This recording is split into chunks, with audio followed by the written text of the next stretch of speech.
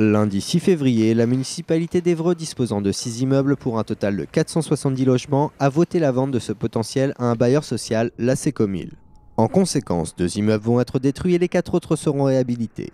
Plus de 150 logements vont disparaître et les loyers des 4 immeubles restants vont sérieusement augmenter pour les locataires actuels. Le collectif Urgence Logement, présent au Conseil, est venu dénoncer la vente en se demandant pourquoi la ville, dans ce climat de récession, détruit des immeubles alors qu'elle en manque indiscutablement pour loger des familles défavorisées de plus en plus nombreuses. L'ANRU, premièrement, détruit plus qu'il ne reconstruit, et d'une.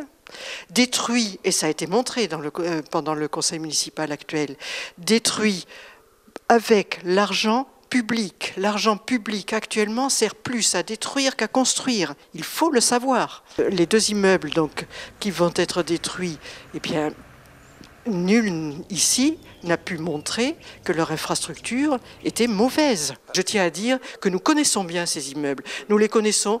La Ligue des droits de l'homme y a son local, et d'une. Et de par nos autres engagements associatifs, nous rentrons chez les habitants. Donc nous les connaissons, ces conditions d'habitation. Donc ce que nous réclamons, bien évidemment, c'est une amélioration, mais absolument pas qu'on les retrouve à la rue.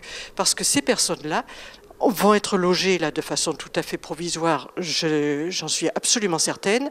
Mais que va-t-il se passer dès que l'hiver sera terminé ?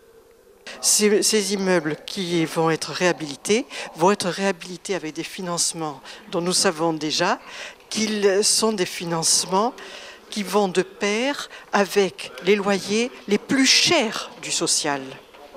Donc, on se démunit, et je reprends, on brade notre capacité à Évreux d'héberger des familles les plus défavorisées. Nous trouvons que c'est honteux.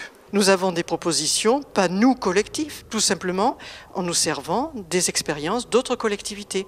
On prend un de ces immeubles, on en fait, comme à Hérouville-Saint-Clair, un immeuble abritant l'ensemble des associations d'Évreux qui sont logées dans des appartements par la ville d'Évreux, et aussi des associations à titre départemental.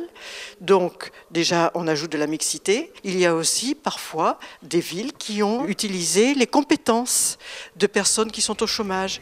Et sur le quartier de la Madeleine, il y a très certainement un potentiel de personnes qui sont du bâtiment mais au chômage et qui pourraient, avec un encadrement aussi, procéder à une partie des travaux dans le cadre de la réhabilitation.